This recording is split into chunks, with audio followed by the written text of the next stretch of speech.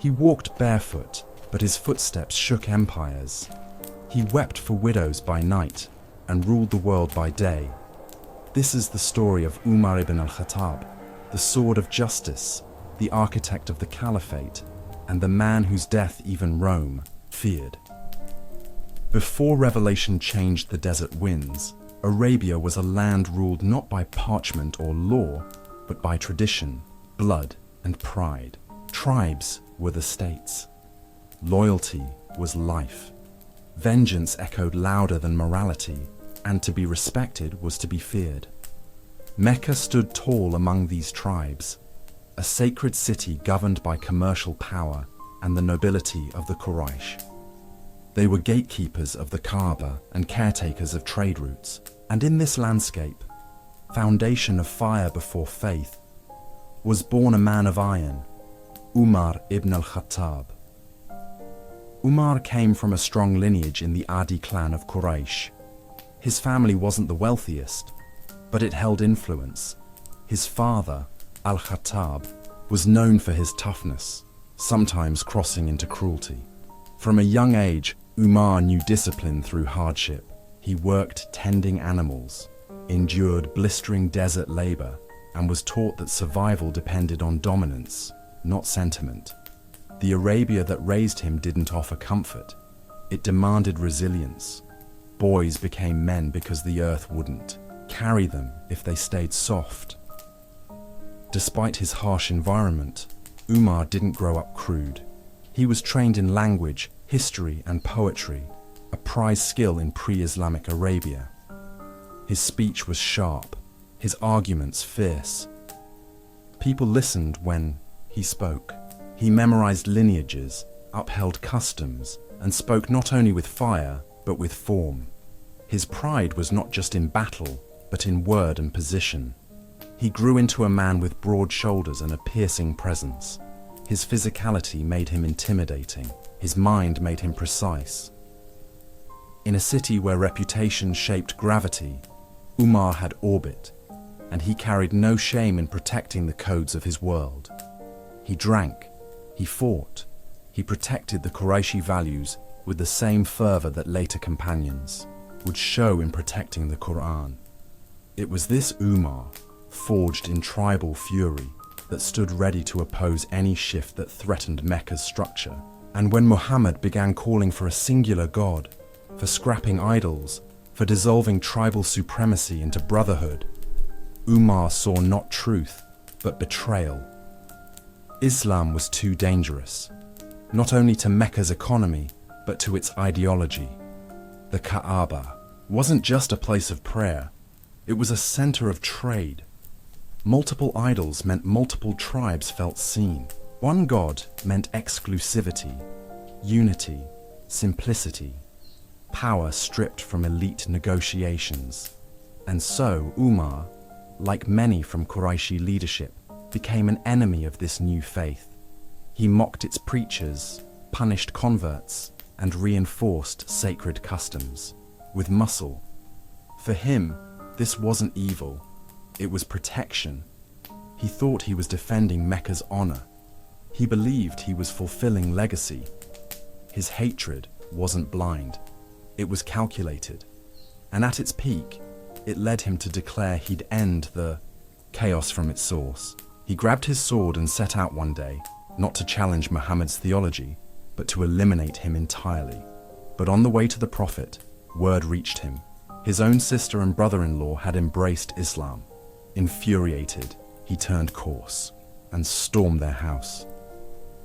He found his sister reading verses of the Quran, illegally in his eyes. With violence in his voice and fury in hand, he demanded explanations. His sister stood firm. The record says her face bled from a strike, yet her faith didn't flicker. Then there was silence, not in the room, but in Umar's soul. They gave him the parchment she had been reading. When his anger calmed just enough for his pride to step aside, his heart cracked open. The words he read didn't ignite rage. They pierced it. The lines from Surah Taha melted what battle had built. They spoke of guidance, responsibility, beauty wrapped in truth.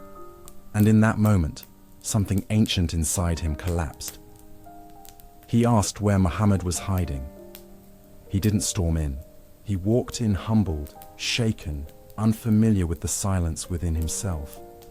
The Prophet met him with trust, not fear. Umar declared the Shahada that day, and history records the moment like thunder.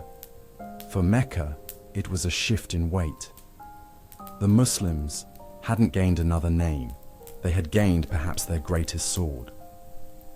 With his conversion, the Muslims stood publicly for the first time. Previously hidden, harassed, scattered across homes and caves, they now gathered and walked toward the Kaaba. Umar walked beside the Prophet, not just as protection, but as a challenge. To the Meccans, this was open defiance. To the believers, it was vindication. Umar's belief wasn't passive, it roared, just like his disbelief had. He prayed with intensity. He guarded with instinct.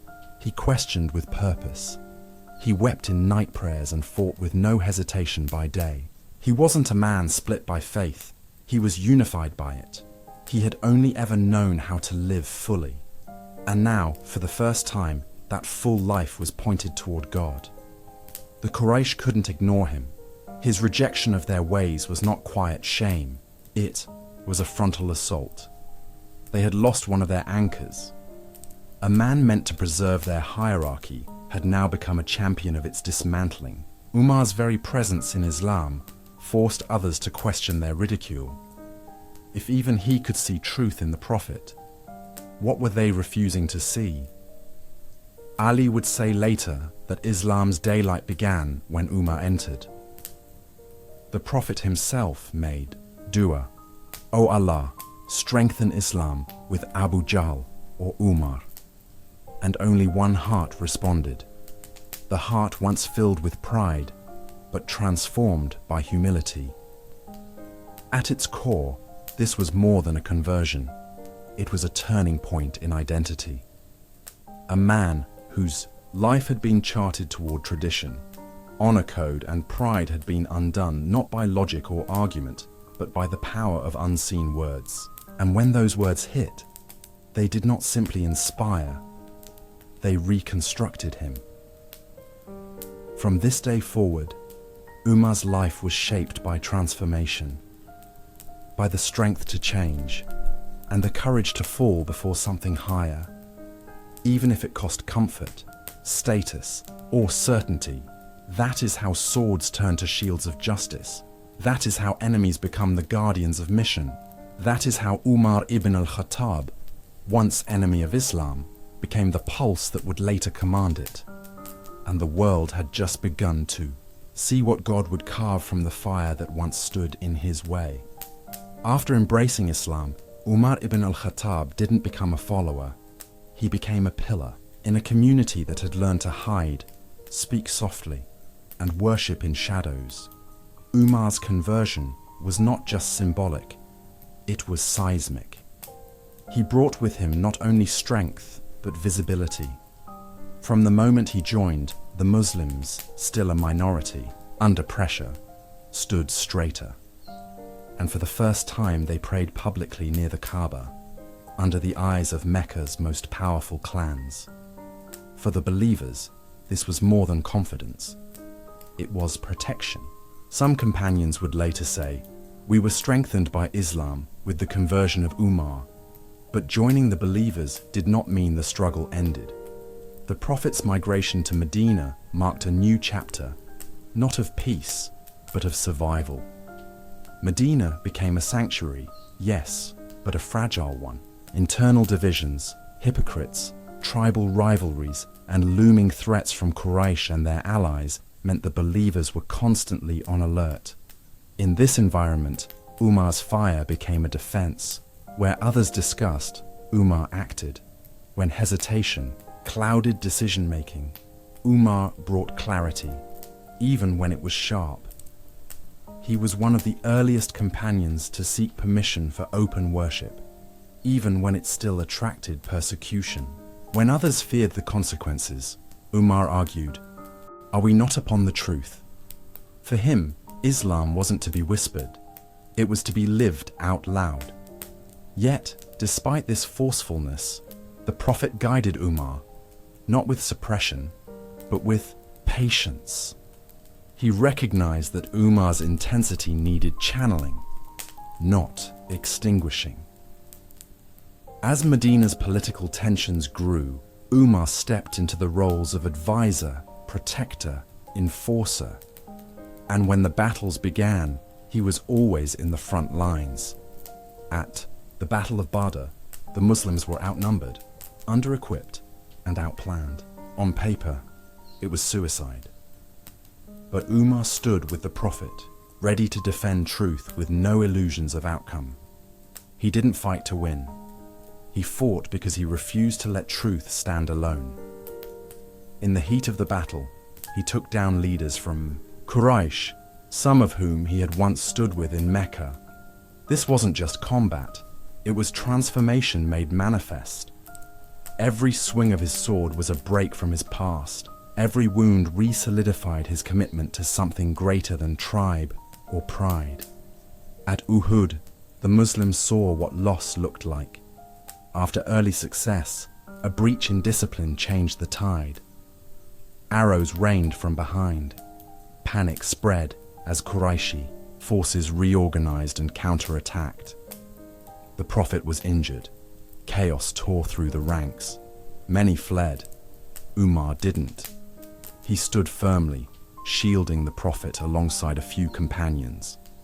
Some narrations mention him unfolding his body over fallen believers, taking multiple blows to hold the line. It wasn't just bravery.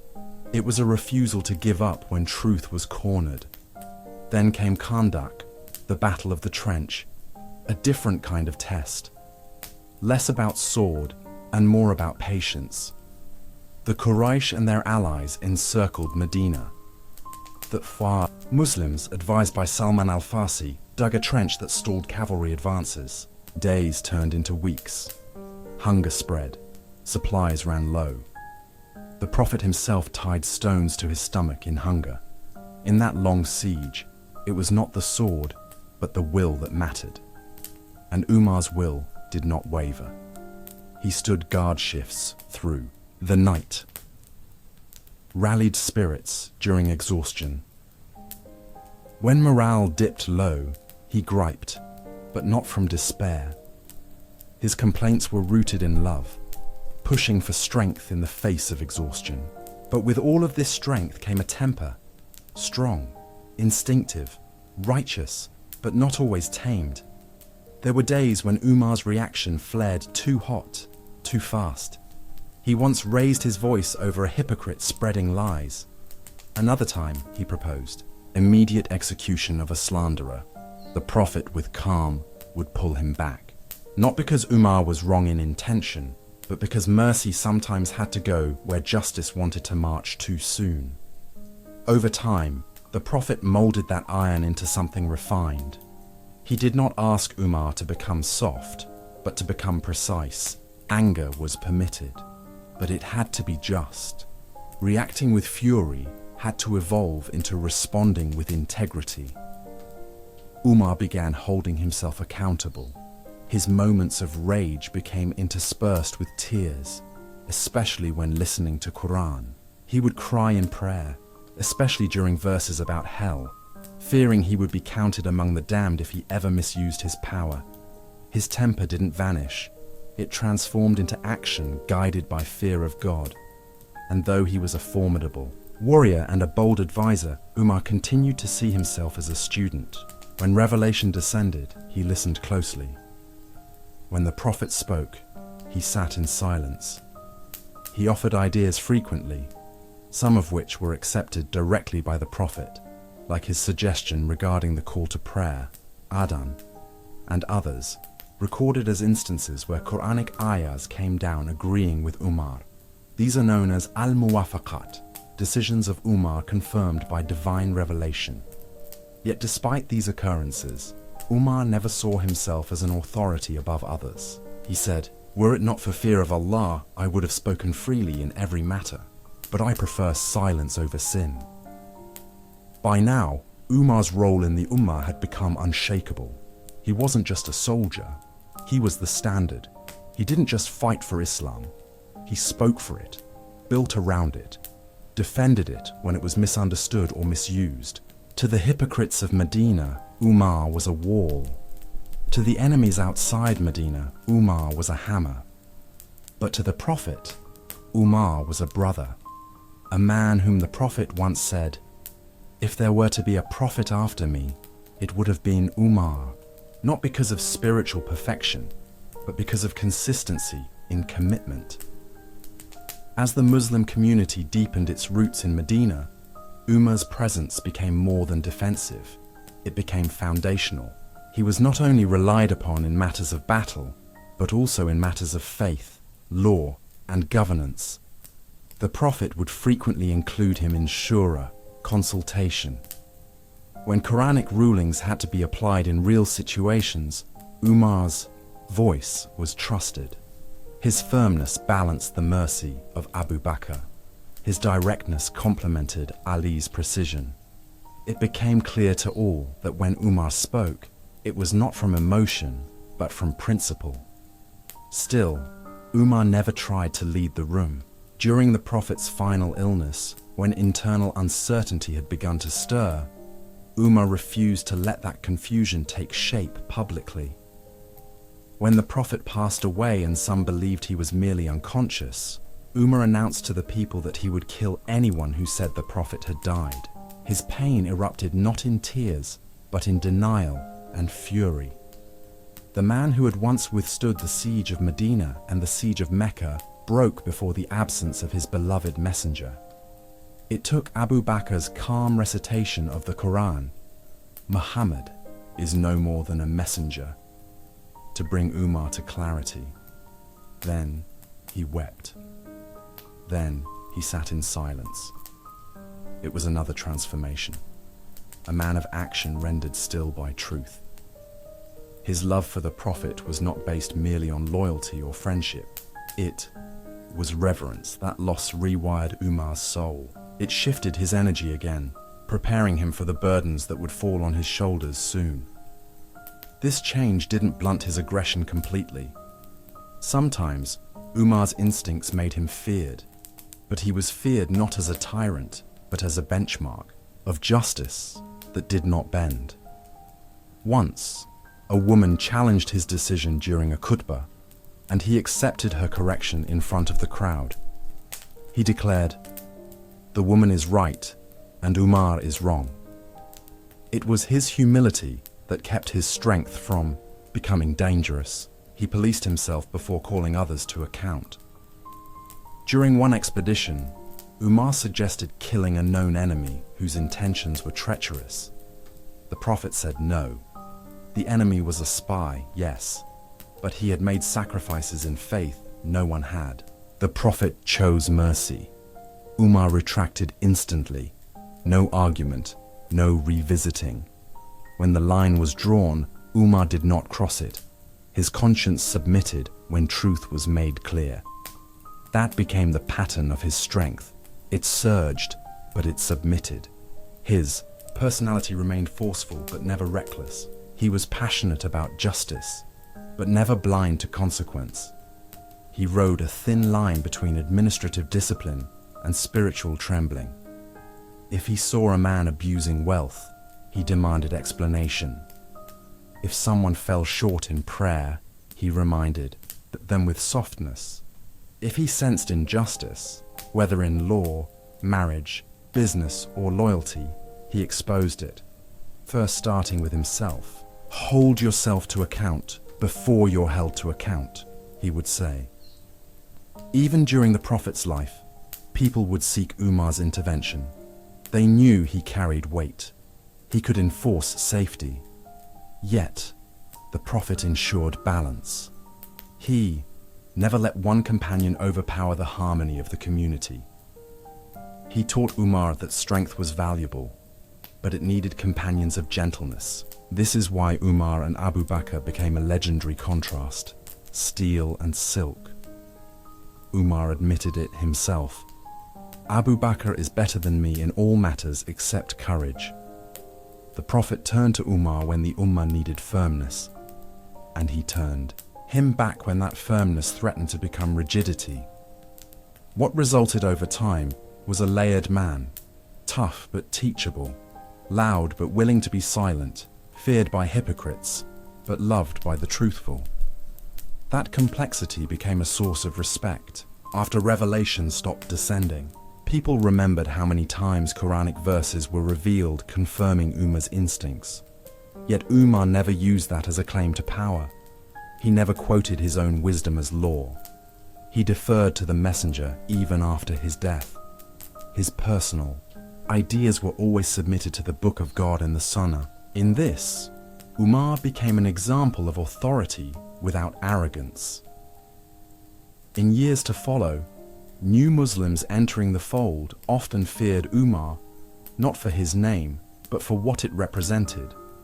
To them, it meant consistency. It meant no room for hypocrisy, no blend of agenda with religion. But to the ones closest to him, Umar was known for depth of reflection. He would say things like, "I fear waking up a ruler and sleeping a traitor." Or, "Even if a dog dies hungry on the banks of the Euphrates, I will be asked about it." These weren't public statements. They were private confessions of a man whose connection to truth made him restless. Umar didn't wear righteousness like armor. He carried it more like a wound, constantly open, always examined, always at risk of bleeding. It's what made him human and what made him trustworthy. He symbolized the hard edge of belief, not because he struck hard, but because he bore its sharpest demands. He stood when others hesitated. He fell silent when his Lord corrected him. He lived never relaxed in virtue, but always chasing it. That chase would drive him not only to serve the Prophet while he was alive, but to serve the Ummah long after his death. And when power would come to him, he would accept it like a man accepts a fire placed in his hands, not for personal gain, but because no one else would touch it. And the man whose voice once made enemies retreat stood in the courtyard of the Prophet's mosque with his hand raised and denial in his eyes. "The Messenger of Allah has not died," Umar cried. "By Allah, he will return, and he will cut off the hands and feet of those who say he is gone." His voice boomed across the gathering crowd. His fists were clenched. Reason had left him. The Prophet Muhammad, the guide who had changed everything, the man who had turned barren sand into sacred ground, was gone. But Umar couldn't accept it, not because he didn't understand death, but because he understood too well what life without the Prophet would mean. It wasn't just personal loss, it was cosmic realignment. And Umar, the man of decisive action, was paralyzed. It took Abu Bakr, calm, composed, quietly grieving, to restore clarity. He entered the mosque calmly, made sure of the Prophet's passing with his own eyes, then stood before the people. And with lines from the Quran, he reopened the eyes of a stunned Ummah. Muhammad is no more than a messenger. Many were the messengers who passed away before him. Would you turn on your heels if he were to die or be killed? It wasn't just a verse. It was an anchor. Umar sat down. His shaking stopped. The weight of grief turned to something else, awareness. The messenger had left them, but not without guidance. Medina was on the edge of collapse. Emotions surged, voices clashed, whispers of rebellion had already begun to circulate among tribal delegations. The Prophet had not officially named a successor, and for the first time in 12 years, the Ummah had no leader. The Ansar, those who had opened their homes to the migrants from Mecca, gathered at the Saqifa, a shaded hall, to discuss leadership. They felt that after all they had given, after sheltering Islam in its most fragile time, they had a right to decide its future. But the Muhajirun, the migrants from Quraysh, saw danger in this. Islam was bigger than tribes now. Unity would not survive a split power base. Abu Bakr and Umar rushed to the Saqifa with urgency, not confrontation. What happened there shaped Islamic history. The tribe of Aus preferred one Ansari candidate. The Khazraj whispered another. The room thickened with pride and uncertainty. Abu Bakr stood and gave a speech about the Quraysh being the people most suited to leadership, and then he did something unexpected. He offered Umar's hand as candidate for Caliph. And this is where Umar's legacy shifted again. He didn't accept the offer. Instead, he reached for Abu Bakr's hand and pledged allegiance. Others followed. And like that, in the swirl of grief and ambition, the Ummah had a ruler again, chosen not with divine proclamation, but through deliberation, trust, and allegiance. Umar's action was not out of weakness, it was out of wisdom. He understood that a room divided today could be a battlefield tomorrow. That even if he believed he could lead, sometimes unity lived in choosing not to compete.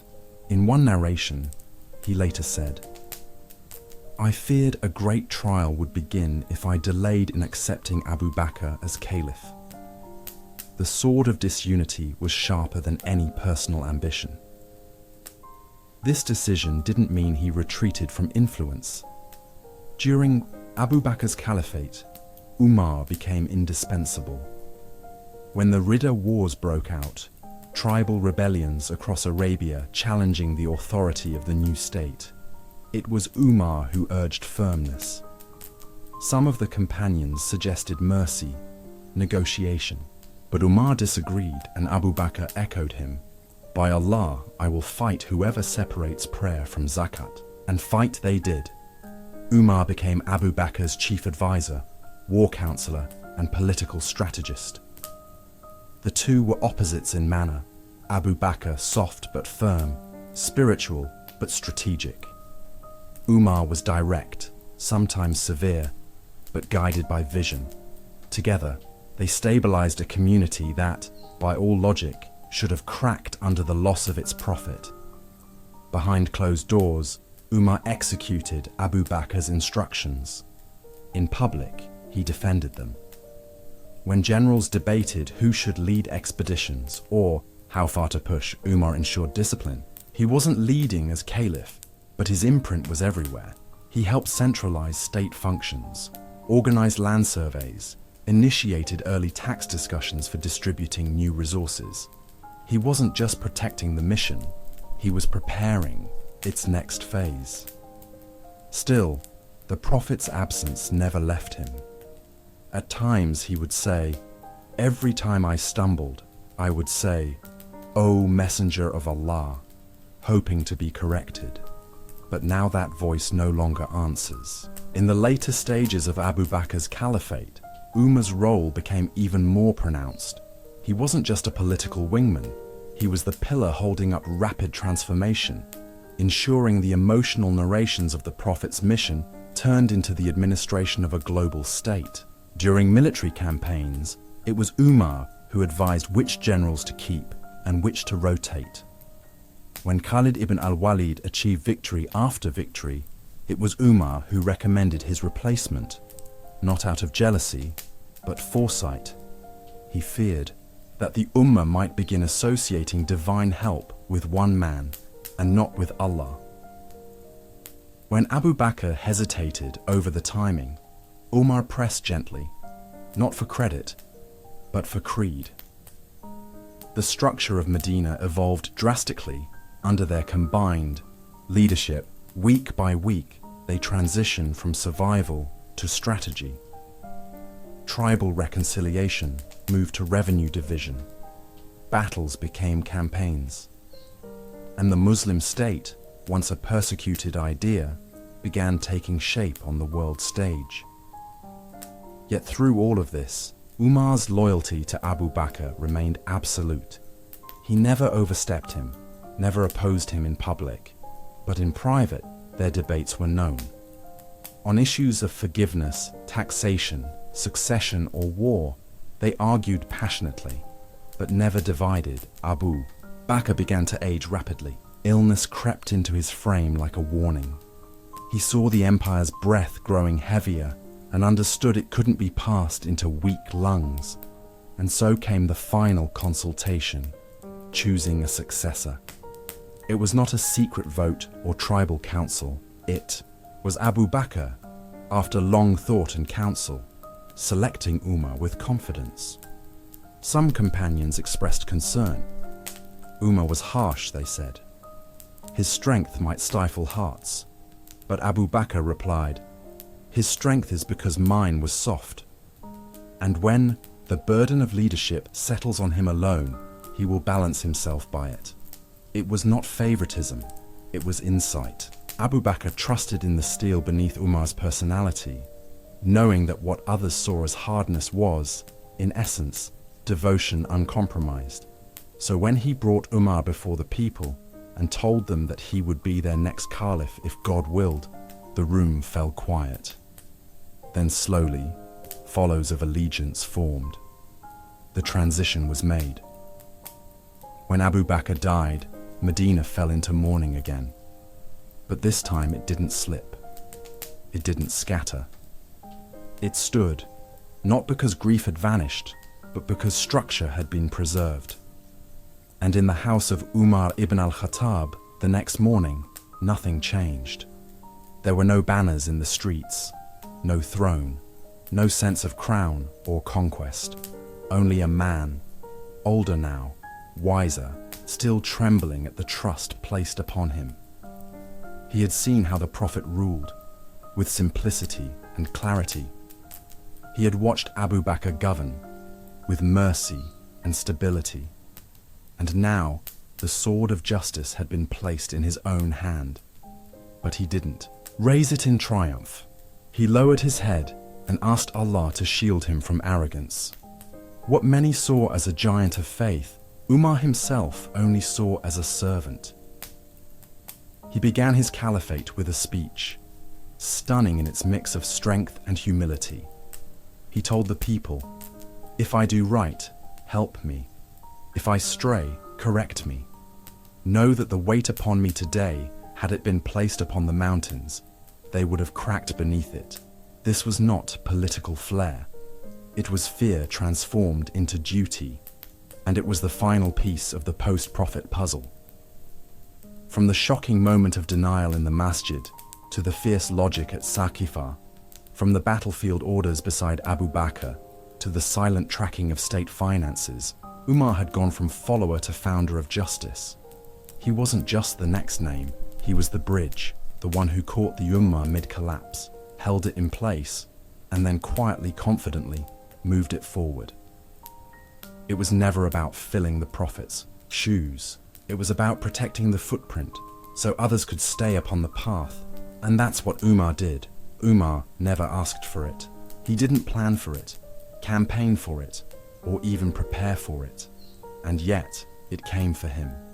The weight of an empire, still fragile and forming, passed from the gentlest of hands to the firmest.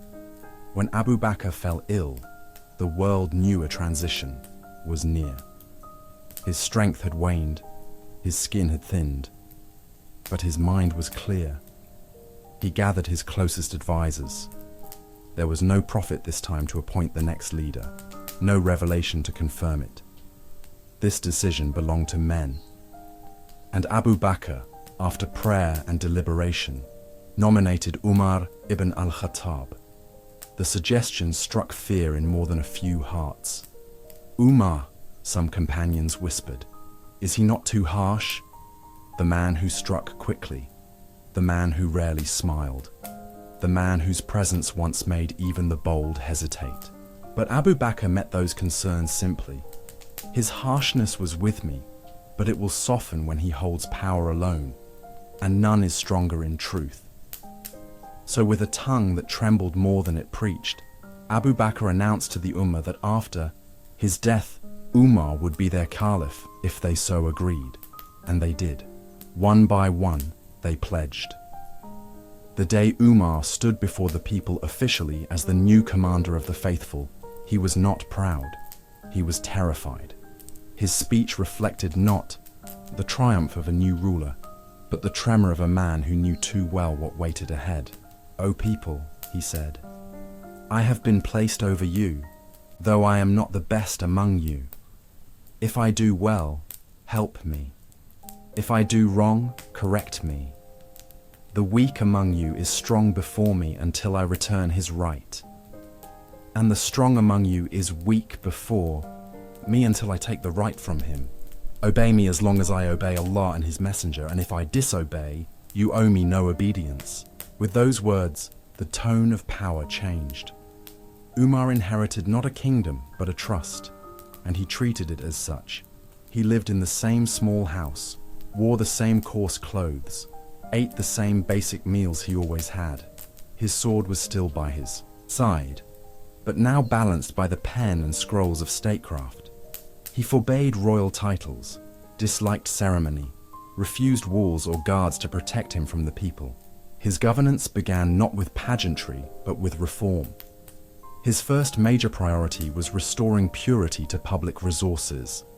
Under Abu Bakr, the treasury had been managed through urgency. Now the state had expanded. Revenue flowed in from conquered lands, trade routes, taxation agreements. Umar organized the treasury with structure and supervision. He recorded names, established salaries, issued oversight policies, and above all, forbade privilege. No man, regardless of tribe or fame, could take a dinar without account. This zeal for fairness bled into every corner of authority. His anti-nepotism policies stunned even his supporters. When his own son committed a travel violation under military protocol, Umar punished him publicly. When governors gifted him from their personal salaries, he returned double. "Don't buy my silence," he once said. "My stomach will never digest oppression." He didn't stop at rejecting corruption. He pursued it. He sent random inspectors to districts, interrogated market inspectors, summoned elite governors to justify their wealth. Fear of Allah was now measured by receipts. He dismissed men not because they were weak, but because, in his words, they saw leadership as a feather. "I see it as a burning coal." His concept of empowerment was not about rank, but responsibility. Those chosen were usually surprised. Some tried to weep their way out of the offer. One man declined publicly, saying he feared falling short. Umar stared and said, "If fear of failure makes you flee duty, who will ever carry truth?" Umar's personal life reinforced his public rules. He lived with no guards, often slept on the ground. Once a messenger from Persia arrived, traveled through the city, and asked the locals, "Where is your king?" They pointed to a man asleep under a tree with no one guarding him. That wasn't royalty. That was Umar. Another time, sending official letters, he borrowed ink from the state treasury. But when he remembered one sentence was personal, he switched to his own ink from home. His house had no luxury. His hands were cracked from labor. He took no wage until forced, and when given, took only enough for survival. Umar's vision of power was radical. In a world where rulers collected gold, built monuments, and issued commands from high courts, he lived among the people and walked with heavier fear than pride. To him, power was not a ladder but a trial, a furnace where intentions were tested. He enforced his vision with a rare kind of self-accountability, one that turned leaders into public servants and governors into shepherds, not bosses. When reports of misconduct surfaced from distant provinces, Umar didn't delay. He summoned governors to Medina for questioning. He didn't merely seek apologies, he demanded proof of innocence. Great names like Khalid ibn al-Walid were not exempt. Though he admired Khalid's battlefield genius, Umar removed him from command when military plunder seemed excessive. It wasn't personal, it was principle. When leadership carried a blemish, Umar believed trust must be renewed or released. In provincial appointments, Umar prioritized character over charisma. He selected leaders known for their simplicity, honesty, and emotional discipline. Some cried when appointed. Others were so unknown that local tribes questioned their credentials. Umar silenced critics by replying, "I care not for who he was. Watch what he becomes when truth sits beside him." Inspectors were sent from Medina without prior notice. Merchants were consulted. Local elders were asked whether fear or respect led the people. If fear won, the governor was gone.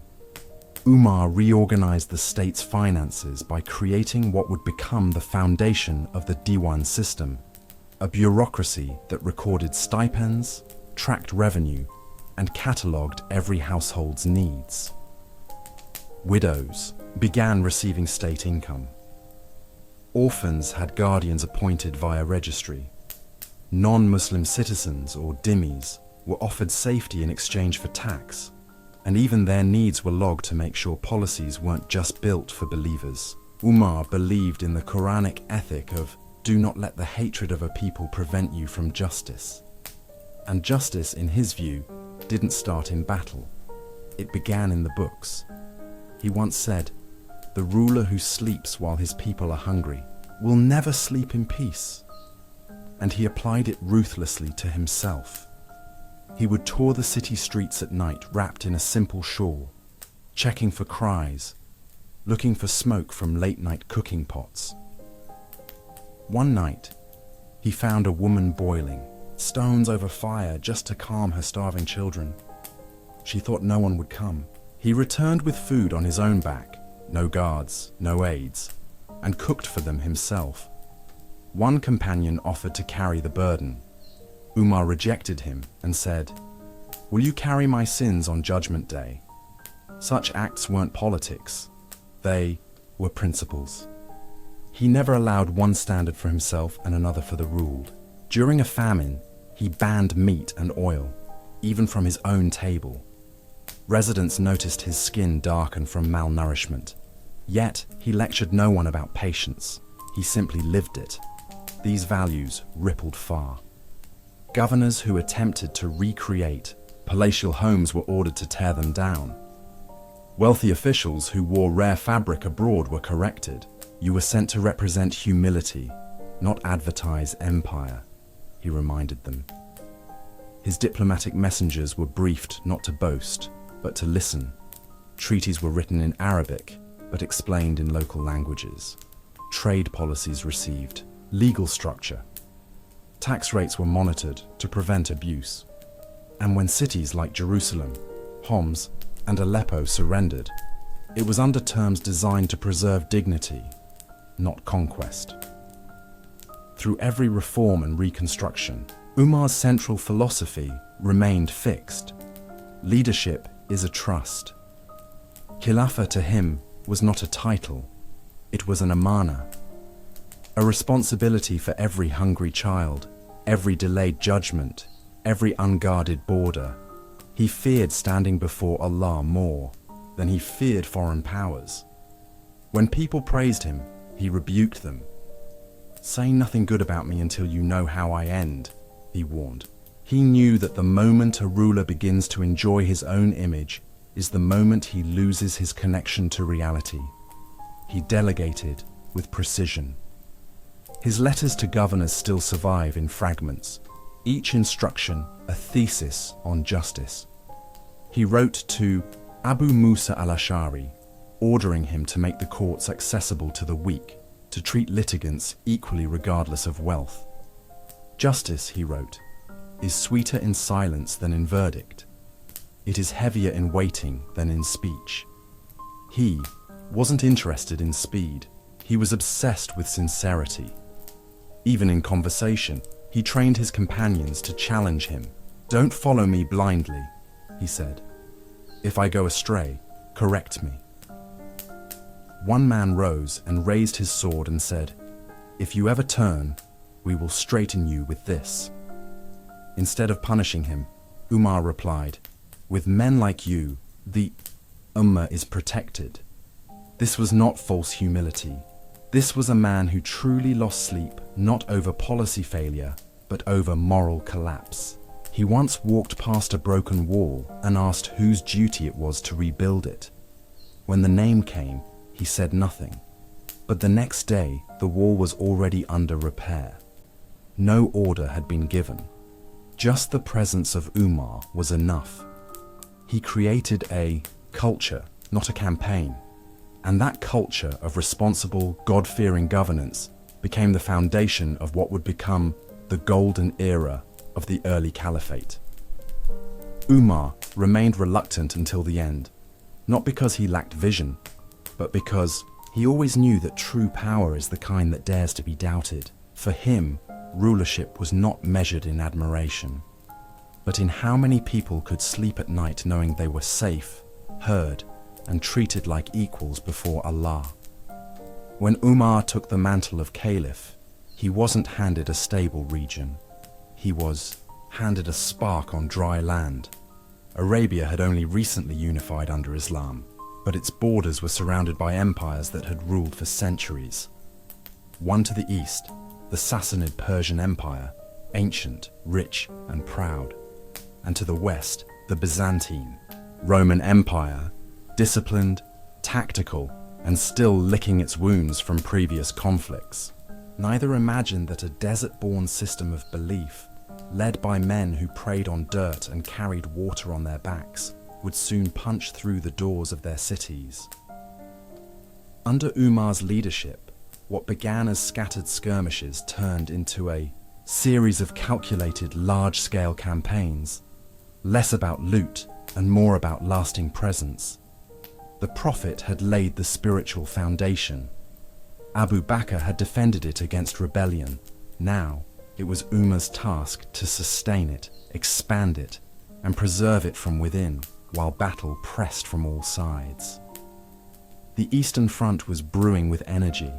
The Sassanid Empire, weakened after decades of internal turmoil and endless war with Byzantium, now faced a growing Islamic force led by one of Umar's most trusted generals, Sa'd ibn Abi Waqqas. With Umar's approval, Sa'd was stationed near the edge of Persian lands, tasked with pushing back the Sassanid threat decisively. This led to Qadisiyah, a defining battle in Islamic military history. The Muslim army, though smaller and less equipped than the Persians, moved with unity and clarity of purpose. Sa'd was bedridden with illness during the battle, issuing commands while lying on a raised platform, yet his leadership was sharp. The Persian side had elephants, superior armor, and numerical advantage, but they lacked belief in their war. Umar's orders to Sa'd had been detailed but morally anchored. Do not wrong, do not betray, do not mutilate, and do not kill the elderly, children, or women. The battle lasted for days. On the fourth day, the Persian force collapsed. One of their greatest generals, Rustam, was killed. The momentum shifted. Muslim troops surged through and seized Ctesiphon, the Persian capital city near modern-day Baghdad, a city of vast palaces, libraries, and riches. Umar, upon hearing the news, did not throw a celebration. He cried. He feared what wealth might do to the hearts of his men. I wish there was a wall of fire between us and Persia, he said, so neither they could come to us, nor we to them. Meanwhile, to the west, Syria remained the most strategic frontier. There, the forces of Byzantium, reeling from internal corruption but still organized, had set up heavily fortified strongholds.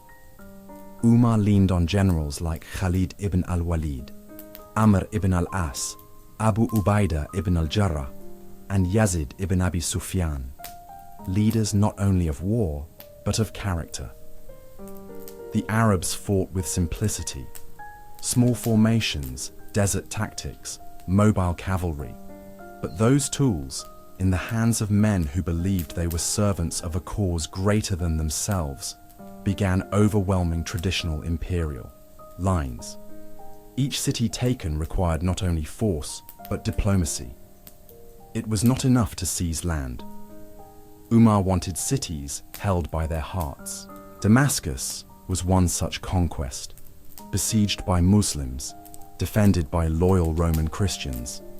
When the city was taken through dual means, one gate by sword and one by treaty, Abu Ubaidah favored the preacher's gate and honored the terms of peace. Umar's command stood firm.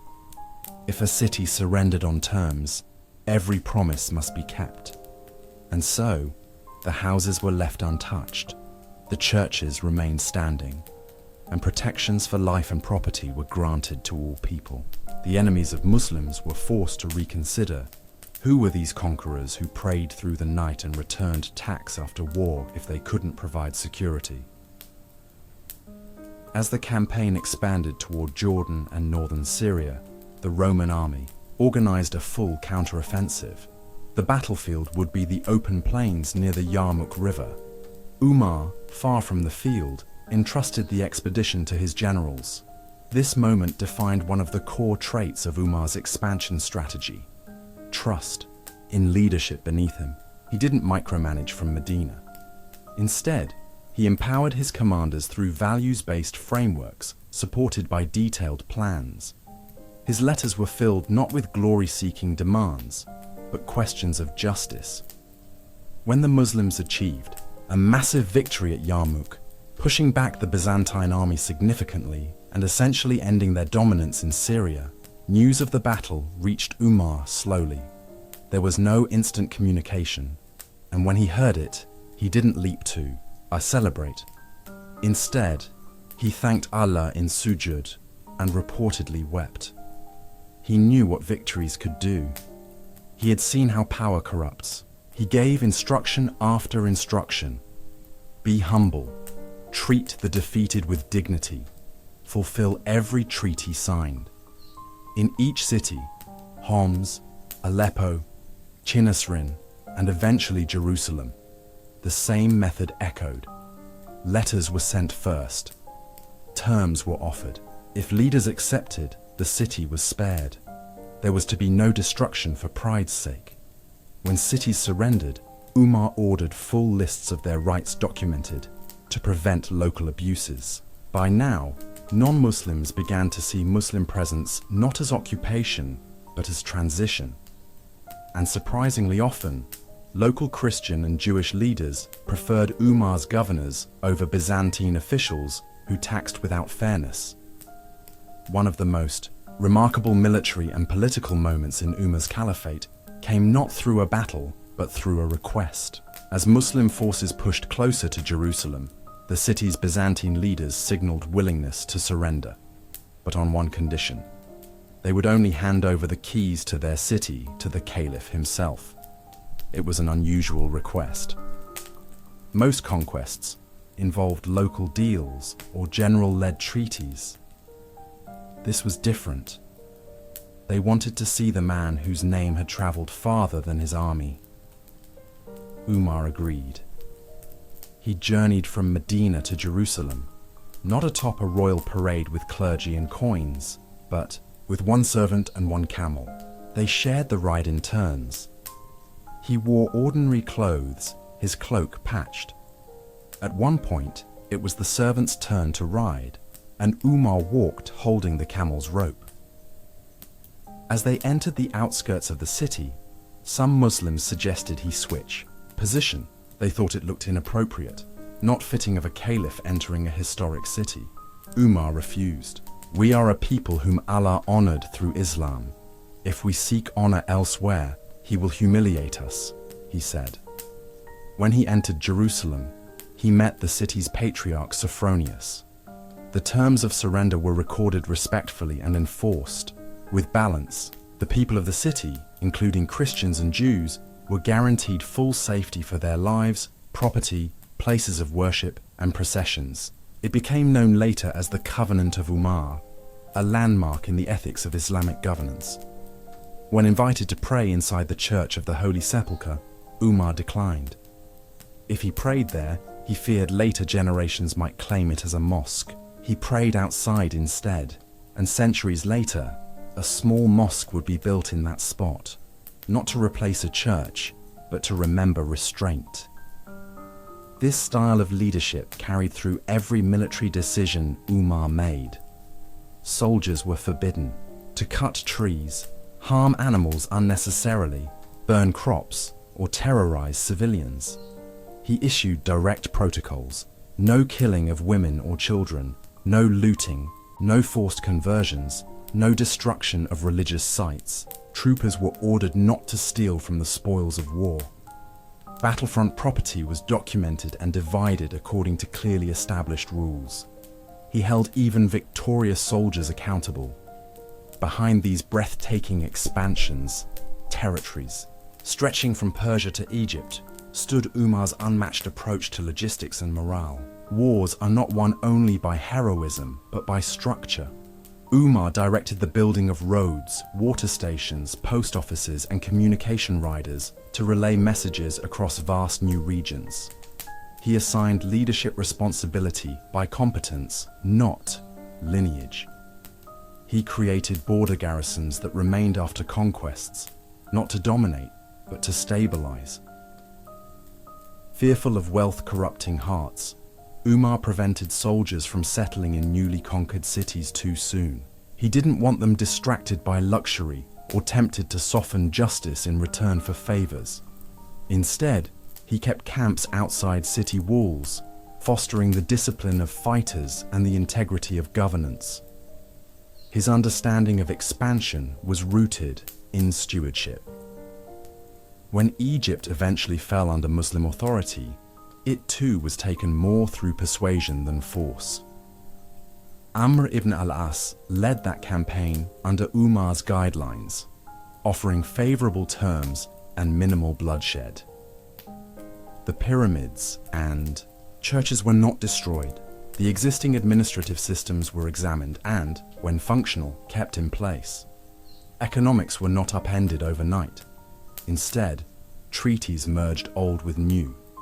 Despite this authoritative reach, Umar remained vigilant about success turning to arrogance. He reminded generals, "When you win, know that it is by God's will, not your worth." He wrote personal letters to ensure his commanders still feared Allah more than they loved power. Reports say that even after major victories, Umar would cry in private. When asked why, he responded, "I fear that Allah has given us this in the world, and there is nothing left of it for us in the next."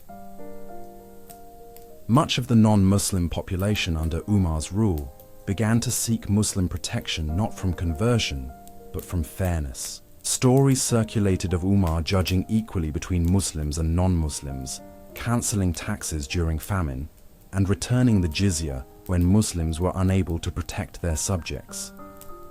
In one instance, a city was evacuated during a strategic military retreat.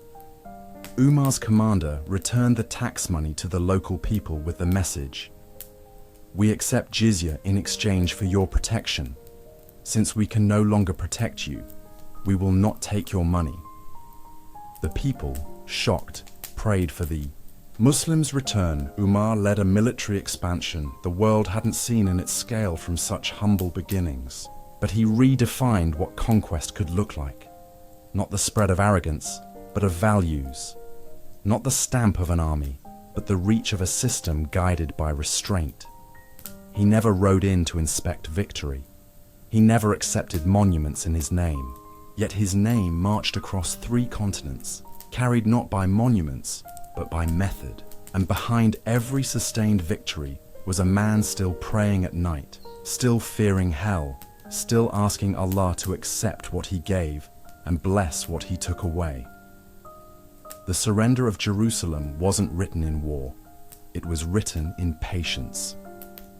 Known at the time as Alia, the ancient city remained a final Byzantine stronghold after a trail of Muslim victories across Syria. Muslim forces under commanders like Abu Ubaidah ibn al-Jarrah and Khalid ibn al-Walid had taken Damascus and Homs, and now the heart of Palestine lay within reach. But Jerusalem didn't fall by sword. The city's Christian leaders offered their surrender, but with a unique condition. They would only give the keys of Jerusalem to Caliph Umar himself. It was not in disrespect to the generals. It was out of reverence and heightened diplomacy. They had heard of the Caliph's sense of justice, of his restraint, of his devotion to treaties and protection, even in victory. They wanted to see if the stories were true. Word reached Umar in Medina. He received the request not with fanfare, but with quiet reflection. He accepted and made arrangements to journey north. It was not an imperial procession. There were no armies before him and no guards beside him. It was just two men, one being Umar, the most powerful ruler in the known world at the time, and the other, his servant. They had a single camel between them. Narrations say they alternated riding, and that when they approached the city, it was the servant's turn on the camel, while Umar walked. His simple clothes were dusty. There was no crown, no banner, no political armor, just a man, a cause, and a legacy walking in real time.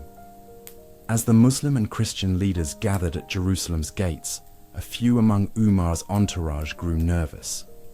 They feared the symbolism of the moment might be misunderstood, that the Caliph walking while his servant rode may look weak or diminished.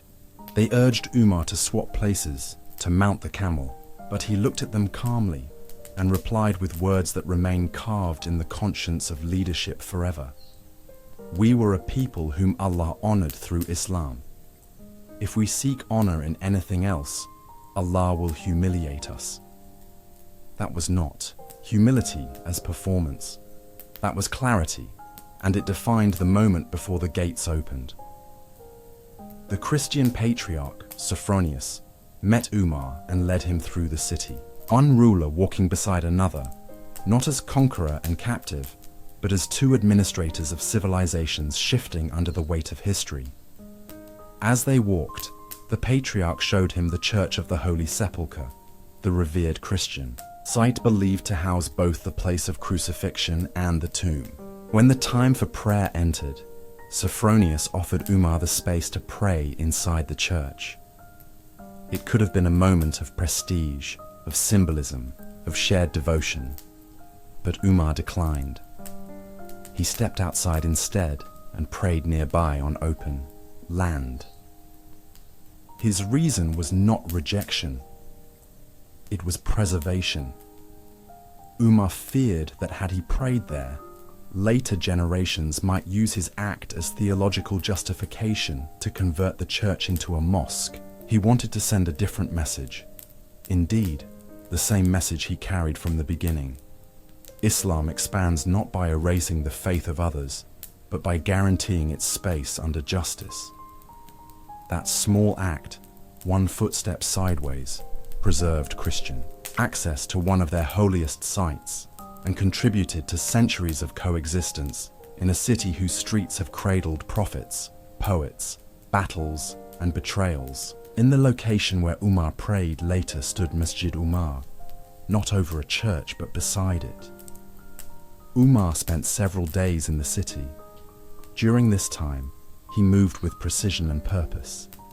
He signed what became known as the Covenant of Umar, a formal declaration ensuring protection of life, property, places of worship, processions, and religious practice for the Christian population of Jerusalem. The terms were detailed and strikingly humane. Churches would not be destroyed. No forced conversions would take place. Families would remain undisturbed. Taxation would be kept reasonable.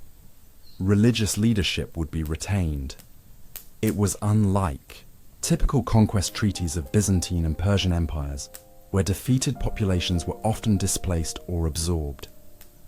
This document didn't just seal the fate of Jerusalem, it set the tone for Islamic governance in all future conquests. The Quran had commanded Muslims to uphold treaties and protect the innocent.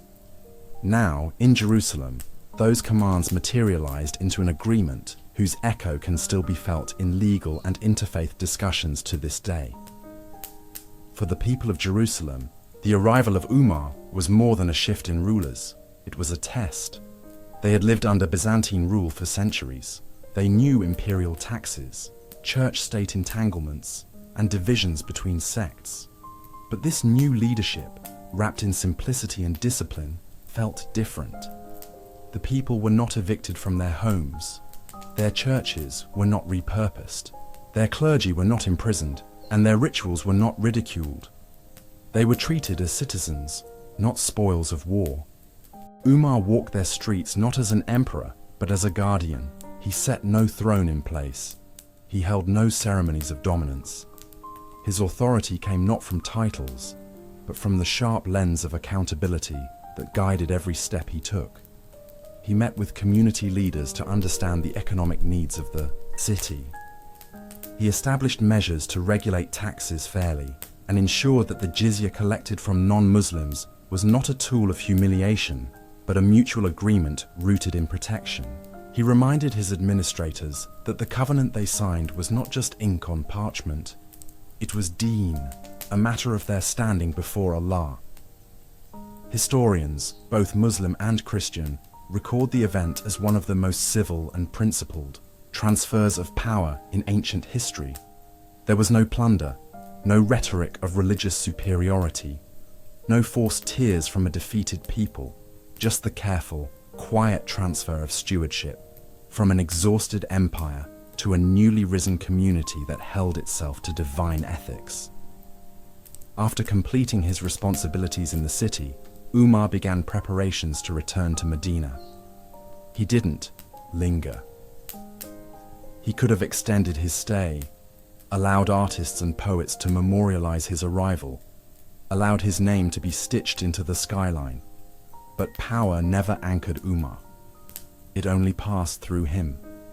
The covenant would remain. The masjid would rise. The people would speak of his justice. But he had cities to monitor, letters to answer, judges to replace, complaints to review. Before he left, Umar visited the grounds of Masjid al-Aqsa. The area had become overgrown, neglected under Byzantine conflict, but it still held sacred meaning from the Quran and the Isra wal Mi'raj. Umar joined the community in cleansing and clearing the site. He didn't hand the labor off. He picked up tools and swept dust with his own hands. For a caliph, it was a statement. For a servant of Allah, it was normal. He returned to Medina quietly, like he had left. When people asked about the journey, he spoke not of architecture or admiration. He spoke of the responsibility Allah places on those who rule, even if that rule is a day or over a single household. What he taught through action in Jerusalem would become the model for future generations. When Muslims would later enter Cairo, Damascus, or Nishapur, they would carry the memory of this moment in their protocols. Jerusalem didn't just submit to a new government, it bore witness to a different kind of leadership. In Umar's eyes, real leadership wasn't in land gained, but in the souls guarded. He once said, "I fear the day when I will answer before Allah for even a hungry dog along the banks of the Euphrates." That fear governed his political moves more than ambition ever could. That's why he declined to pray in the Church of the Holy Sepulchre. That's why he refused to mount the camel when it wasn't his turn. That's why the keys of Jerusalem were accepted with hands that trembled, not celebrated fists. Looking back, the conquest of Jerusalem wasn't about war at all. There were no swords drawn inside its walls, no statues melted into the sand. It was about presence, physical, spiritual, emotional presence. A caliph who didn't just sign treaties, but protected them. Who didn't rewrite history, but preserved its symbols. This chapter of Islam's story had no battle cries, only disciplined footsteps. No siege engines clashed with walls. Only a door opened, and a man walked in with fear of God, not desire for power. And history took note, not through poetry or propaganda, but in architecture that still stands, in covenants still recited. and in a city that still remembers when the world changed quietly under a patched cloak. Umar ibn al-Khattab was a warrior when duty called, a jurist when justice required, a priestly servant when the nights turned quiet.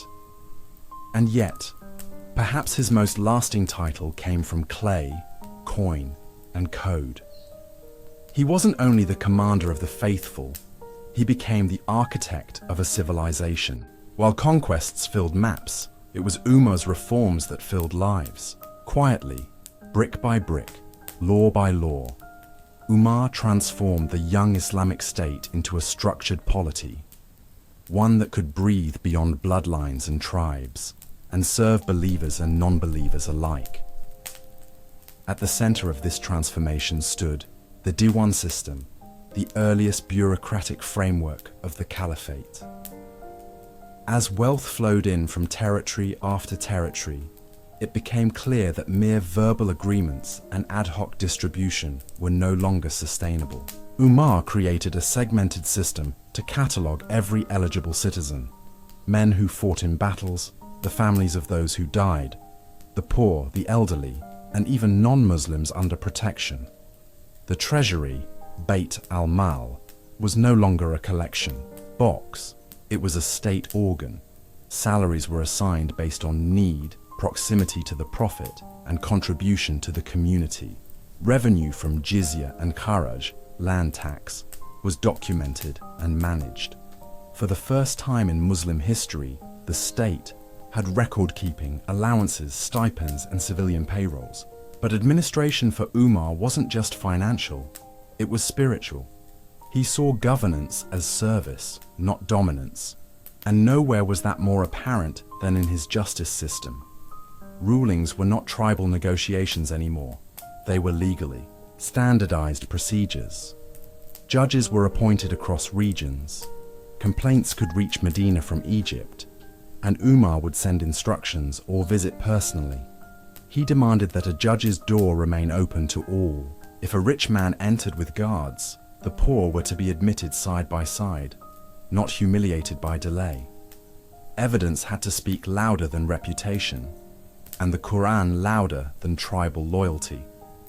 Non-Muslims could bring their cases before Muslim judges, and they too would be treated with equal standing. The Ummah during Umar's time became something no one expected from a desert-born revolution.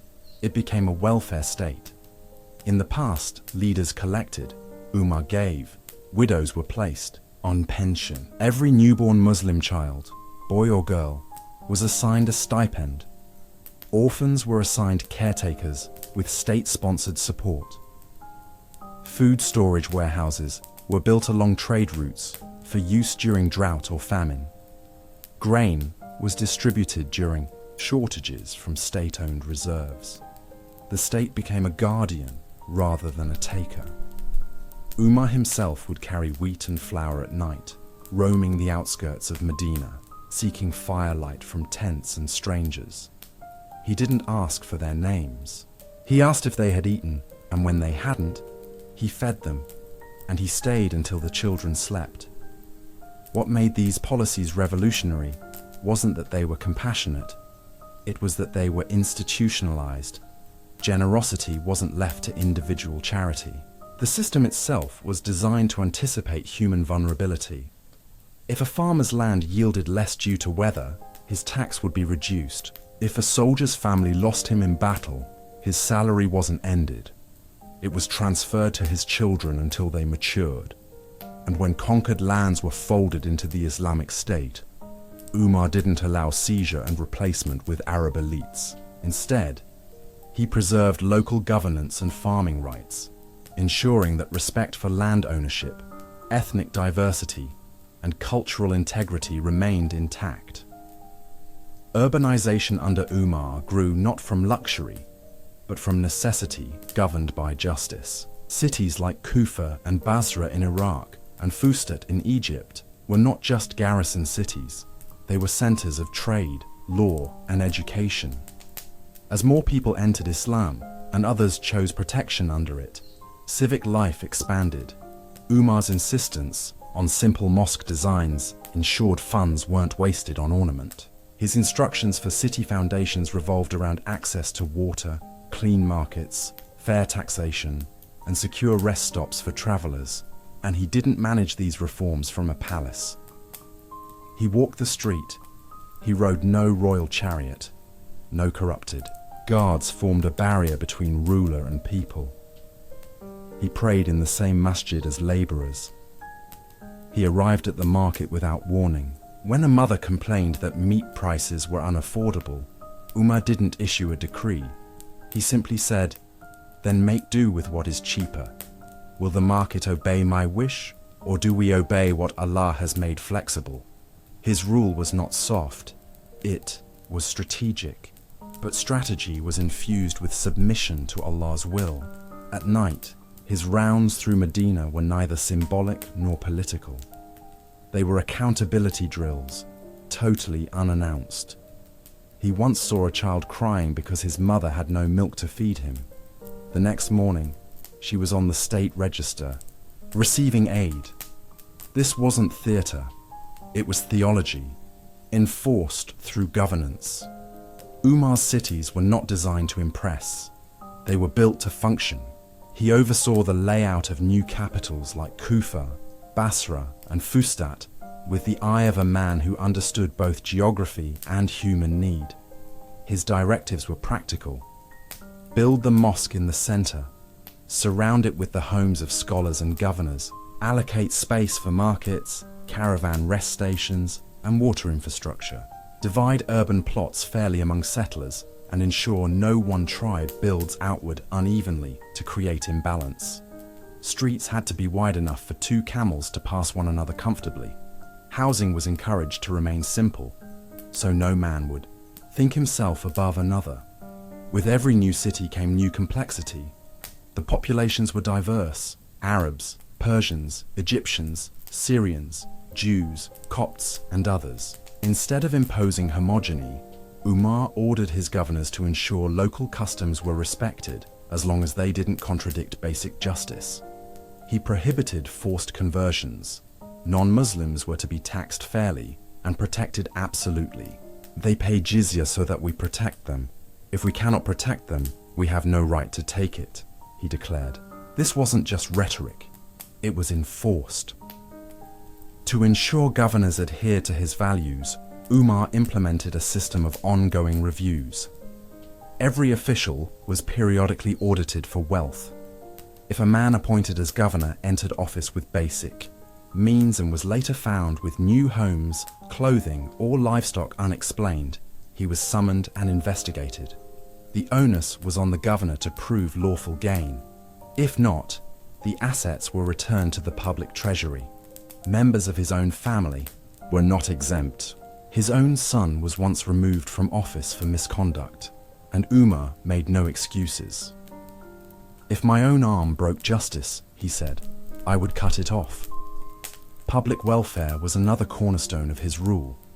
He distributed land for agricultural use, promoted irrigation systems, and restored ancient aqueducts in newly conquered lands. He instructed that paths to graveyards and mosques be maintained, bridges repaired without delay, and public bathing facilities kept clean. He organized the first postal relay network using camels and riders, so reports from distant regions could reach Medina swiftly. With each improvement, he empowered not only the Muslims, but the societies Islam now served. The goal was not to replace one empire with another, it was to redefine what an empire could look like under divine accountability. Within Medina, Omar's leadership style stayed deeply personal. His nights didn't end at his home. He would patrol the streets, often disguised, inspecting conditions. His ears remained open to rumor and burden alike. Once, while walking, he overheard a man abusing alcohol repeatedly. Despite warnings, Umar didn't order immediate punishment. He sent a letter reminding the man of repentance and Allah's mercy. The man later reformed, saying it was the Caliph's gentle approach that brought him back, not public exposure. On another night patrol, Umar found children crying from hunger while their mother boiled water over stones, to make them think food was cooking. He rushed to the treasury storehouse, piled wheat and supplies on his own back, and delivered the goods. His servant offered to carry them, but Umar refused. "Will you carry my sins for me on the day of judgment?" he asked. It was these acts, quiet, unlisted, uncelebrated, that most deeply shaped his rule. Underneath the military brilliance and administrative detail was a tireless fear of failing the people. He understood himself not as the owner of power, but as its borrower, who would someday have to return it fully accounted for. Umar's governance model became so respected in neighboring civilizations that texts emerged from Byzantium and Persia referencing the Arab just king. Non-Muslim writers recorded the peace under Muslim rule, not only in economics, but in social dealings. Jewish and Christian communities under the Caliphate preserved documents praising equitable treatment. Umar had managed, through fear of Allah and personal sacrifice, to turn divine principles into public policy, with measurable results. He had no throne, no secure palace, no coterie of guards. Yet under him, cities were founded, administrations nurtured, systems enforced, and people served. He didn't build statues, but he built systems, and those systems lasted longer than the men who fought to replace them. At the end of each week, Umar would often stand in public, unannounced, and ask openly, "Have I wronged anyone? Does anyone have a complaint?" Rarely would anyone speak. But his concern wasn't whether they were silent. It was whether they had the courage to speak if they needed to. That fear of failing others, of standing before Allah and being asked about a mother's hunger, a traveler's injury, a governor's arrogance, that fear built a civilization that lasted, not one based only on armies or conquest, but on fairness engraved in law and accountability applied from the top down. Strip away the banners, the conquests, the titles, and what remains is a man standing barefoot, afraid of Allah, trusted by the people, and yet always aware that his next breath could be held against him on the day of judgment. Umar ibn al-Khattab was one of the most powerful men in the world, but he did not resemble a king. He resembled a man running from titles. His personal life was a reflection of his worldview. Simplicity not as branding, but as truth. His food was basic, dry bread, sometimes dipped in oil or vinegar. On rare occasions, dates. When meat was scarce in Medina, he banned himself from eating it. "How can I eat what the people cannot afford?" he responded when offered a dish that hadn't touched a poor man's plate in weeks. His clothing told the same story. His cloak was coarse, patched many times over. On multiple accounts, foreign envoys to Medina mistook other men for the Caliph because Umar simply looked too poor. Persian and Roman delegates would enter expecting luxury and find him lying under a tree in the midday sun, no guards in sight. His home was no grand estate, just a small dwelling with barely a roof, no lavish rugs, no embellishments. A clay jug, a coarse mat. That was the setting of a man leading an empire, but it wasn't the material absence that defined Umar.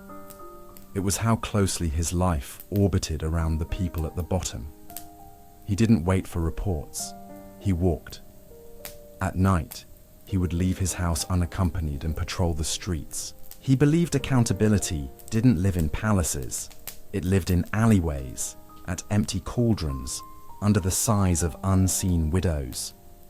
On one famous night, he came across a family with children crying of hunger.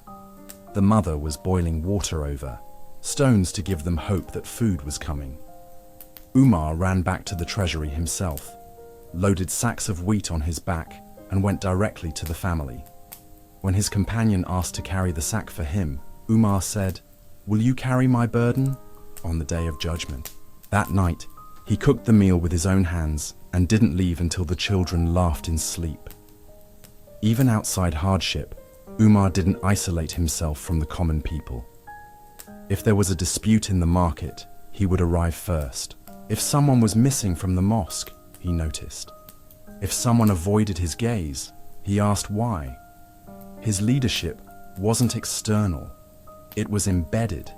He didn't command as a superior, he participated as a servant. But Umar wasn't an unfeeling stone.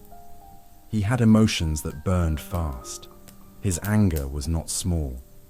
Sensitive to injustice, he often reacted with intensity. One man once accused his wife without proof. Umar exploded, demanding punishment. But after calming down and listening fully to the dispute, he reversed course and publicly admitted his haste. Another time, a father and son came to Medina with a dispute. Umar judged in the father's favor. Later, new evidence arose. Instead of doubling down, he reopened the case and ruled in the son's favor, even issuing a personal apology. His justice wasn't firm for dominance. It was moldable by truth. He wept often. Quran recitation made him cry.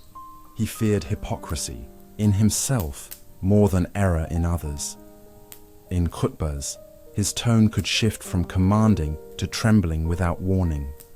Behind his strength lived uncertainty, and he let it show. He would ask companions, "If I die today, who from you will return?" This trust to Allah clean, no one answered. Not because they feared Umar, but because they understood the agony of his sincerity. In all of this, Umar retained a sense of humor. He was not always preaching. He laughed, teased, and shared joy with his companions. Once a man told him proudly that he had never joked in his life. Umar responded, "Then you're a liar, or worse, boring to live with." During one Friday khutbah, he noticed a man's overly long beard and said, "Trim it, it's praying longer than you." Laughter didn't dilute justice. It made it breathable. It was this balance between power and humility, between fire and mercy, that set Umar apart. He appeared larger than life on the battlefield, but smaller than most in his own eyes. He said, "If I sleep at night, I neglect myself. If I sleep during the day, I neglect the people." He believed that leadership was not a status, but a debt. Every sunrise brought a fresh weight, every cry from a hungry man, every delay in justice, every missed opportunity to prevent suffering. These weren't abstract responsibilities to Umar. They haunted him, and they shaped his view of himself not as a ruler, but as a shield. He resisted praise with the same intensity others craved it. When poets wrote verses about his conquests, he asked that they focus instead on the mercy of God. When governors wrote flowery greetings in their letters, he corrected them. "I am not a king. I am a servant placed over other servants." He called his own actions insignificant, fearing that even his finest choices might be weighed against him on the day when intentions are exposed. Umar's sense of justice penetrated every level of society. One day, during a Friday sermon, he addressed the people, urging them to obey. A man stood and asked, "Should we obey you, even if you wear what you've taken from us?" Umar paused. The man pointed out that the Caliph's robe appeared longer than what others had received from public distribution. Umar immediately turned to his son, who stood nearby. His son explained that he had given his own share of cloth to his father, so that the robe would fit. Umar then looked back at the man and said, "Now you may obey." Power meant nothing if it couldn't stand up to a question, and questions came from friends and enemies alike. Yet Umar considered criticism a gift. He once declared, "There is no good in you if you do not say it, and there is no good in me if I do not hear it." He created a space where justice wasn't reserved for judges. It was the expectation of every citizen. There were moments he doubted himself deeply. Standing by a gravesite, he once said to the Dirt below. Forgive me if I wronged you. I tried to give you peace. Reflecting on his role, he remarked, I would prefer to be a sheep herder on a mountain than to be a leader who fails his people. This type of internal dialogue wasn't performance. It defined his knights. He once said, if one man dies of hunger in my land and I am not aware of it, then I am the one who killed him. And yet, through this immense weight, he held the Ummah together. His rule was a paradox, harsh yet deeply merciful, feared yet quietly loved, authoritative yet reluctant. The people respected him not just because of his victories, but because he had no need to be loved, no interest in titles, no obsession with praise. Unlike rulers before and after, Umar carried an invisible crown, one made not of gold, but of integrity. He didn't ask historians to bless his name. He asked Allah to forgive him more than to remember him. He said, don't speak of Umar's sword unless you speak of Umar's tears. He prayed in the night, walked with the unseen by day, and died with no castles, no fortune, only dust on his feet and hopes in his heart that he did not fail the trust. He knew he would be remembered, but he didn't want to be remembered for power. He wanted to be remembered for responsibility. That was his legacy. Not the Caliph, not the judge, not the conqueror, just a servant whose voice echoed louder in silence than it ever did from the minbar. By the 23rd year after the Hijrah, Umar ibn al-Khattab's name had traveled across continents. Under his watch, cities had risen, empires collapsed, and systems codified. He was hailed by some as the second founder of the Islamic State. But with success came scrutiny, both from within and without. The conquests brought wealth, and wealth brought complexity. Some wanted more autonomy, others feared change, and some resented Umar's unflinching standards that made corruption nearly impossible. As the caliphate grew, tensions subtly thickened beneath the surface. Conquered peoples urged that familiar customs be preserved. Administrators with foreign backgrounds found themselves answering to harder laws. Muslim communities debated how to distribute spoils, land, and responsibilities. These weren't rebellions. They were signs of a society entering a new phase. And Umar, ever watching, knew that leadership doesn't die from swords. It dies from complacency and imbalance. He tightened regulations, launched surveys, judged governors, and called companions for greater reflection. But in that vigilance, he awakened resentment in corners he could never fully see. Among them was a man known as Abu Lulu al-Majusi, a skilled craftsman of Persian origin.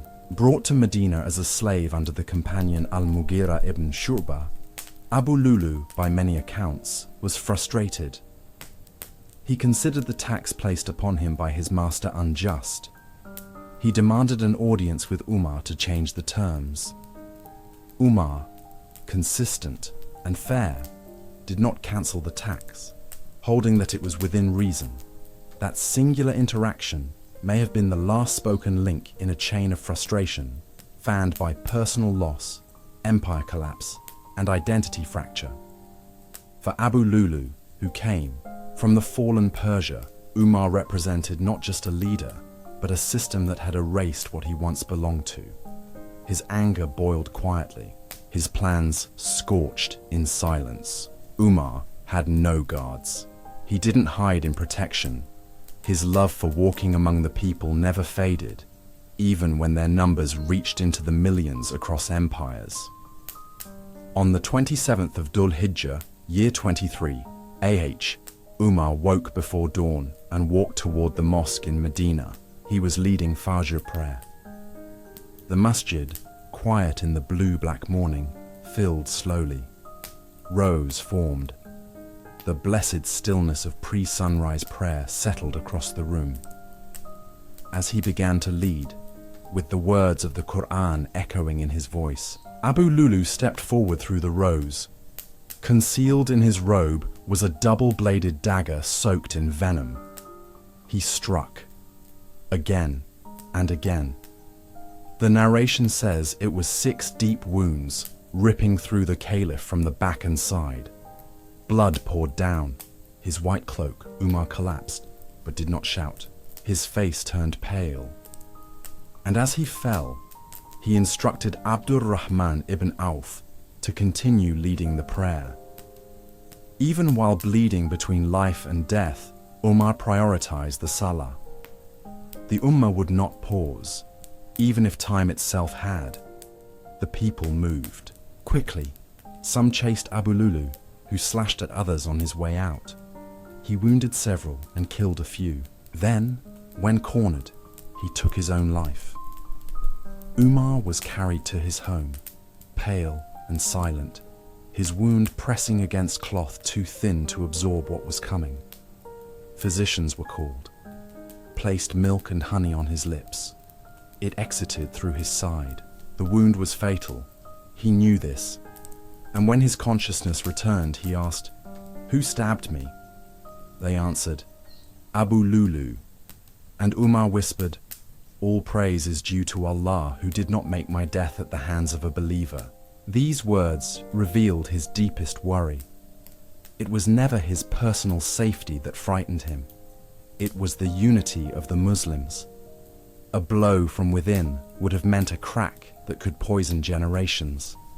But this was foreign rage. Personal, isolated, not doctrinal. It was a death he could bear, forgiveness intact. As word of the attack spread, Medina froze in shock.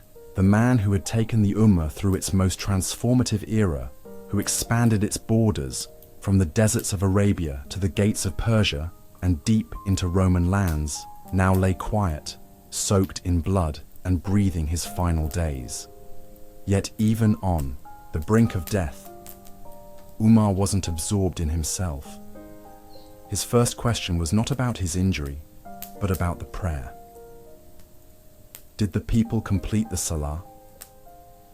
When reassured that they had, he closed his eyes and thanked Allah. Then he asked if anyone else had been harmed. That was Umar, calm not because he feared less, but because he believed more. As his condition worsened, he began giving instructions. His thoughts were still on the state, not on pain. He asked for water. He performed wudu with difficulty. He recited verses slowly, painfully. He refused morphine-like substances, fearing they might impair his clarity before the end. That clarity was not political. It was spiritual. He was preparing to leave a world he had tried so hard to keep just. From his bed, he made a request, one last wish before death. He asked his son, Abdullah ibn Umar, to go to Aisha, the Prophet's wife and daughter of Abu Bakr. He said, "Say that Umar asks permission to be buried beside his 2 companions." The 2 were, of course, the Prophet Muhammad and Abu Bakr al-Siddiq, buried side by side in Aisha's room. She could have reserved that last spot for herself, and yet she agreed. She said, "I had wanted it for myself, but I give it to him." When Abdullah returned and informed Umar, the Caliph smiled gently, saying, "There was nothing more important to me. That grave wasn't about status. It was about proximity to the men he loved most, whom he followed, feared, learned from, and guarded with his life. To spend eternity beside them was his measure of success. Still, there was one last duty Umar had to fulfill. He knew leadership would have to pass on. But this time, he would not choose alone. Instead, in his final act of leadership, Umar formed a Shura Council, a consultative body of 6 senior companions, all eligible to lead. He didn't appoint, he empowered. Men like Uthman ibn Affan, Ali ibn Abi Talib, Zubair ibn al-Awwam, and others would deliberate, and select the next caliph. In doing so, Umar ensured that the seeds of dictatorship or dynastic rule would not grow under his shadow. As his time neared, he called his son and close companions. He looked each in the eyes, as best he could, offering reminders. Fear Allah in your dealings with people. Feed them, guard them, be just. To his son, he left no political title, only advice about righteousness and piety. Even as pain overtook him, he repeated, I only ruled for Allah's sake. If there is any good in what I did, it is from Him. If I failed, let it end with me and not harm the Muslims after me. Then came the moment. There was no stately procession, no drums, no gold-wrapped farewell. Umar ibn al-Khattab, once the feared spear of Quraysh, once the wall that protected the Ummah, once the man whose eyes made tyrants look down, returned to dust beneath a date tree. He was carried to the chamber of Aisha. Some narrations say the Prophet's wife watched silently, tears in her eyes, as the three men were now reunited. The graves weren't palaces. They were holes in the earth. But their names had shaped the sky. Umar's death didn't weaken Islam. It clarified it. He died as he lived, serving, trembling, and correcting himself aloud, so no one else would have to. If a man of his power could still ask the people every week, have I done wrong today? Then no ruler would again dare to lead without thinking twice. In the years and centuries that followed, leaders would rise who quoted him, armies would march under flags that bore his legacy, legal codes would cite his policies, and revolutions would echo his austerity. But none would walk through a city without guards, carry food on their own back, or wipe the tear of an orphan and still say, I fear I have done too little. That was Umar ibn al-Khattab, the conqueror who wept, the ruler who feared, the servant who rose. And in death, he reminded the world that justice outlives crowns, and righteousness survives even the sword. When a great man dies, a city grieves. When a just ruler falls, a nation remembers. But when Umar ibn al-Khattab died, it wasn't only the Muslims of Medina who wept. It was the world that paused. For years he had been the heartbeat of a rising civilization. Now his echo began, and that echo did not fade. It grew. Generations. After Umar's burial, his name remained stitched into sermons, courtrooms, poetry, and policy. In the Muslim world, he was more than the second caliph. He became a symbol, a myth forged in reality. Children learned his quotes before they encountered textbooks. Judges discussed his ethics before issuing judgments. Philosophers referenced his wit and his tearful duas to explain what moral strength looks like. He was not seen as perfect, but persistently aware of human flaws, especially his own. And that made him more than relatable. It made him eternal.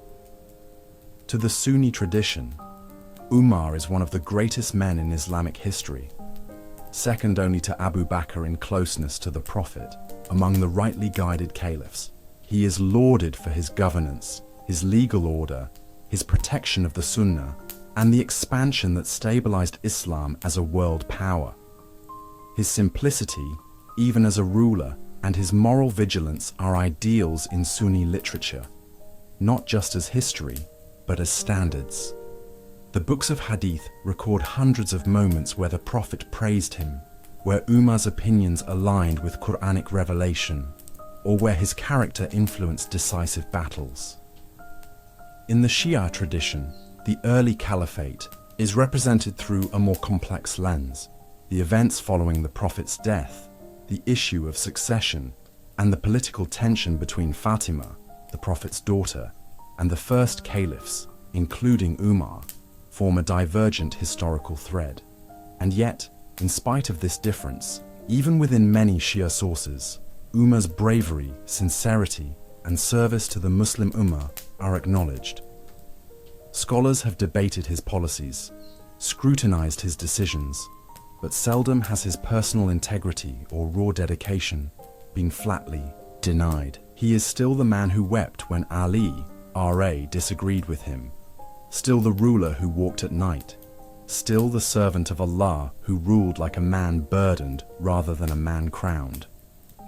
Orientalist historians in the West also found themselves captivated by Umar. Unlike many medieval rulers in European chronicles, Umar did not build golden palaces. He didn't rule through fear. He rejected ceremony and centralized religious and judicial power while encouraging independent decision-making. The 19th and 20th century Western Islamicists described him as a genius of administration, a stern moralist, a reluctant ruler whose honesty brought stability to an empire in flux. For many scholars far removed from Islamic faith, Umar stood out not because of exoticism, but because justice, done properly, transcends cultural boundaries. In modern conversations about governance, Umar's model continues to surface. From civil rights discourses in the Muslim world to humanitarian reform movements, his style provides answers to crumbling states and corrupted regimes. Politicians quote him. Reformers look toward his policies. Even secular analysts point toward Medina during his reign as a prototype for a moral-based society governed by distributed responsibilities, ethical taxation, minority protection, and state intelligence that prioritize trust over surveillance. One of the most powerful testimonials to Umar's legacy came not in the centuries that followed, but in the moment of his death, when Ali ibn Abi Talib, R.A., a man often viewed in history as a political opposite, stood over Umar's body and wept. He said, "There is no one after you whose deeds I would love to meet Allah with." He also reportedly remarked, "May Allah shower mercy upon Abu Hafs, for by Allah, he never intentionally disobeyed Allah, nor did he prefer anything over what pleased Allah." These words were not for image. They came from pain. Ali mourned, not because he lost a political colleague, but because he lost a brother united by intention. Even if divided at times by method, behind every grave is a question. And behind Umar's, buried beside the Prophet and Abu Bakr, lies a question that refuses to fade. What made him different? It wasn't just that he led armies. Many did. It wasn't that he issued laws. That's been done for millennia. It wasn't even the victories he oversaw. Empires rise and fall with or without moral men. What made Umar different was that he never trusted power. At every turn, he suspected it, feared it, and checked it, especially in himself. He fasted more once he became Caliph. He wept more at night. He questioned himself more when praised. When people tried to cheer him into confidence, he turned colder. "If people knew what I hid inside me," he said once, "they would throw dust on my head." Umar's relationship with power was one of constant struggle. He didn't reject leadership because he feared failure. He feared success, the kind that makes men feel secure, entitled, untouchable. He saw how power could rot the soul under the illusion of righteousness. This fear made him cautious, and from that caution came clarity. He never allowed himself to believe he deserved the position he held. That doubt anchored him. He would say, "Woe to the leader who forgets he will be questioned." It was this mindset that shaped his approach to law. He never believed law was merely about rules. He believed it was about protection for the orphan, the traveler, the merchant, the slave, the non-Muslim citizen, and the governor accused. He established public registers not to count citizens as statistics, but to recognize responsibility. His social policies were framed on the Quran, but enforced with deep understanding of people. He considered the weakest voices the litmus test for any system. If a widow found food, if an orphan had warmth, if a non-Muslim had safety, then yes, maybe the caliphate had done its duty. Law wasn't cold. It had to be infused with divine warmth. That balance between structure and soul defined Umar's model, and it's what scholars return to today, even across centuries.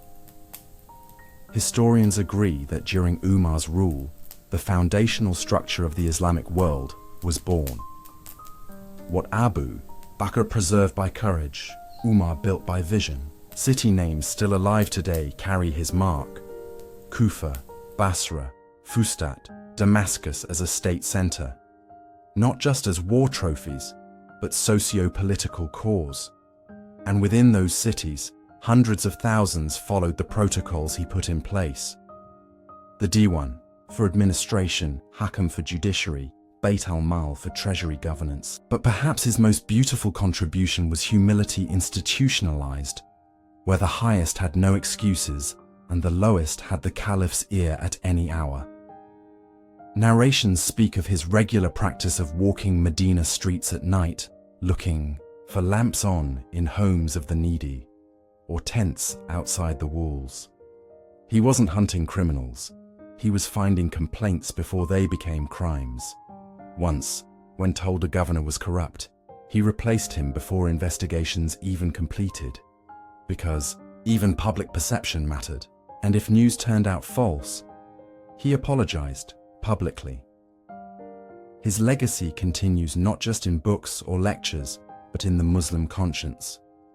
The public expects moral leadership because Umar made it the standard. He raised expectations for what a leader should be, even when they were rarely met. His mere memory makes tyrants look smaller. It reminds the world that a man can command empires, sleep on the ground, carry food for widows, and still die afraid that Allah may not be pleased. Perhaps that is why he remains timeless. Thousands of rulers have come since, many with far more wealth, territory, prestige, and institutions, but few, very few, left behind reputations unmarred by scandals, revolutions, or doubt. Umar's mistakes are known, his regrets were voiced, but no eye has found arrogance in him. Even in his final breath, as his wounds soaked his clothes and history closed its chapter on his life, he still asked God to forgive him, not for some grand crime, but for anything he could no longer remember. He left the world with no will of wealth, only structure. He did not inherit an empire, but he left behind a state. He didn't paint his image, but millions still quote his words. He didn't ask to be remembered, but history has refused to forget him. And perhaps the most important echo of his life isn't only in kings or jurists or city names, but in every ordinary human being who hears of his story and silently asks themselves a terrifyingly beautiful question.